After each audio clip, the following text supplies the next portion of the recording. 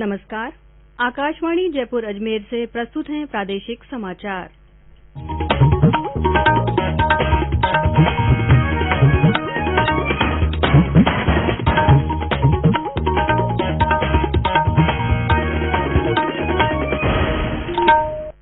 मुख्य समाचार।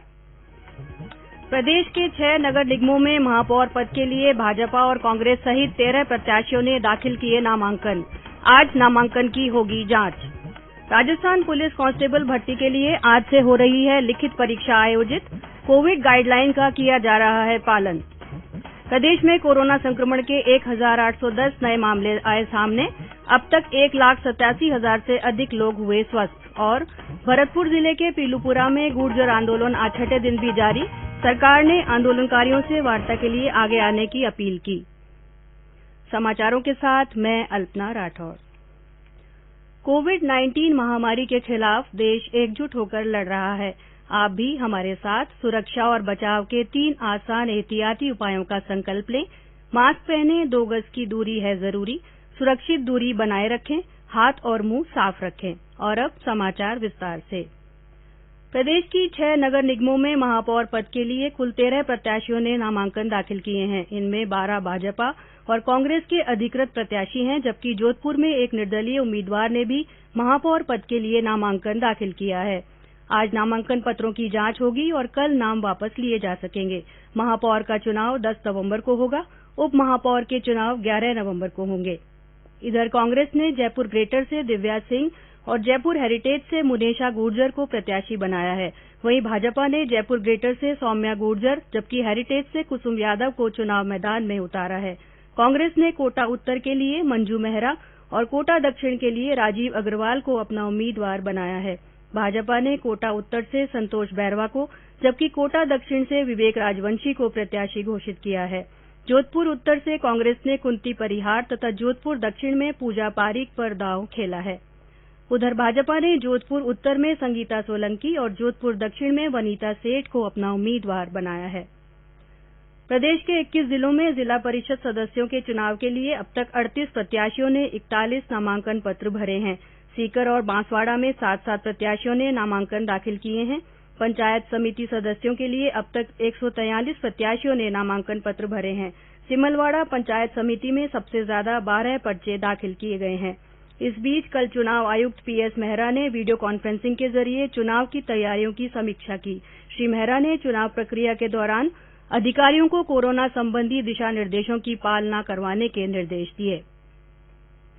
Rajasthan police constable भर्ती के लिए आज से परीक्षा आयोजित हो रही है। 3 दिन तक चलने वाली यह परीक्षा रोजाना 2 पारियों में सुबह 9 से 11 बजे और दोपहर 3 से शाम 5 बजे तक होगी।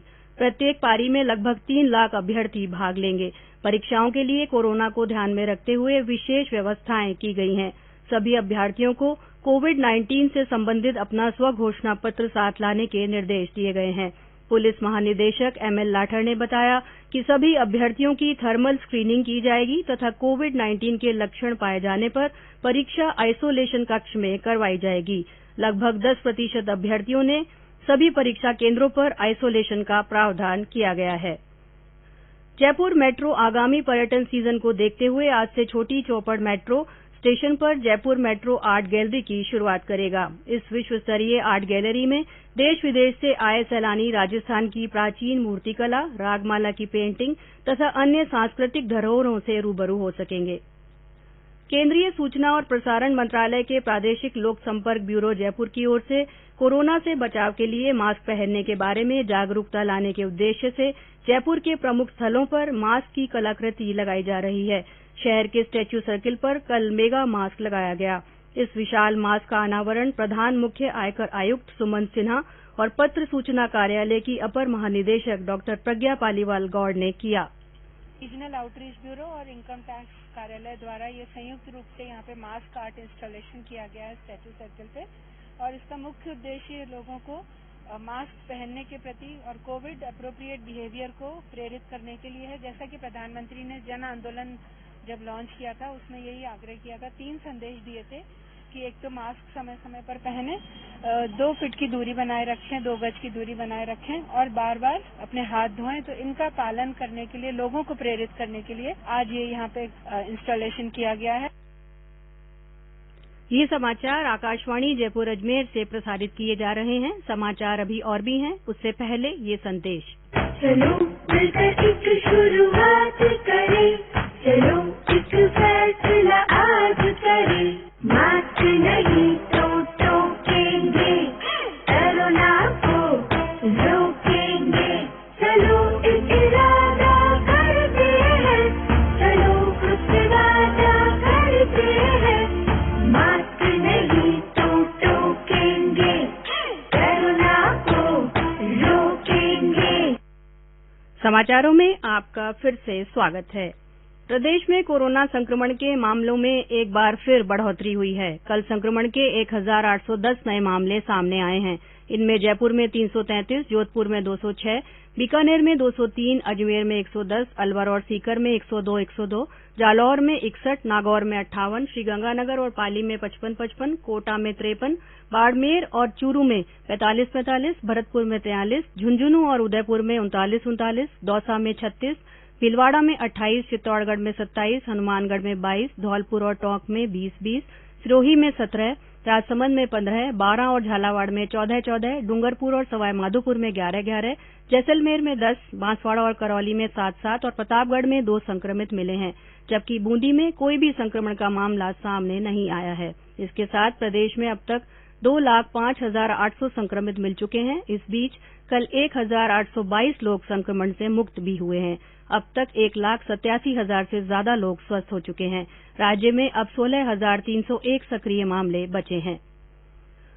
केंद्र सरकार द्वारा कोरोना के विरुद्ध चलाए जा रहे जन आंदोलन के तहत भारतीय बास्केटबॉल टीम के पूर्व कप्तान और कोच सत्य प्रकाश यादव ने आमजन से बढ़ते हुए संक्रमण को देखते हुए विशेष सावधानी बरतने की अपील की है। नमस्कार, मैं सत्य प्रकाश यादव, भारतीय बास्केटबॉल टीम का भूतपूर्व कप्तान एवं कोच। इस कोरोना काल में आप सभी से एक निवेदन करने आया हूं। जब तक दवाई नहीं तब तक ढिलाई नहीं, 2 गज की दूरी, मास्क है जरूरी। जब भी घर से बाहर जाएं या वापिस आए, अपने हाथ साबुन से धोएं। अपने को और अपने परिवार को, इस देश को कोरोना की लड़ाई में जीत के लिए सहयोग करें। धन्यवाद। जय हिंद। आकाशवाणी जयपुर के समाचार बुलेटिनों में चलाई जा रही विशेष श्रृंखला जनता के नाम जनता का संदेश के तहत हमारे एक और श्रोता का संदेश। मैं अशोक कुमार थोरी, कक्षा 11, गांव सोबला जैतमाल, तहसील धोरीना, बाड़मेर। कोरोना महामारी के नाम मेरा संदेश। विश्व भर में फैली कोरोना महामारी से बचने के 3 सरलतम उपाय: मास्क लगाना, 2 गज की दूरी बनाए रखना और 20 सेकंड तक रोजाना साबुन से हाथ धोना। जय हिंद।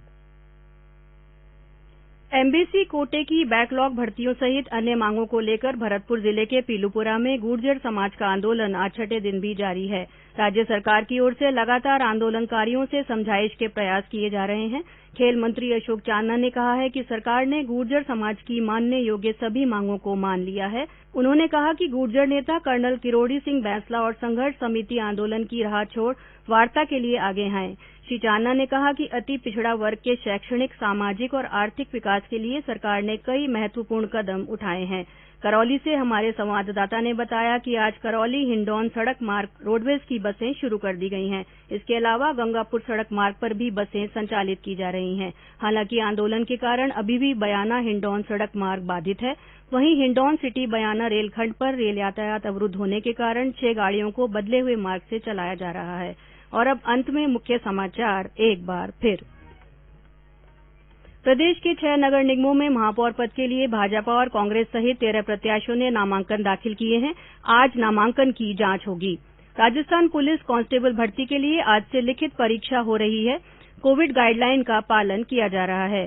प्रदेश में कोरोना संक्रमण के 1,810 नए मामले सामने आए हैं। अब तक 1,87,000 से अधिक लोग स्वस्थ हो चुके हैं। और भरतपुर जिले के पीलूपुरा में गुर्जर आंदोलन आज छठे दिन भी जारी है। सरकार ने आंदोलनकारियों से वार्ता के लिए आगे आने की अपील की है। इसी के साथ प्रादेशिक समाचार बुलेटिन समाप्त हुआ। हमारा अगला बुलेटिन हिंदी में दोपहर 12:30 बजे प्रसारित होगा। नमस्कार।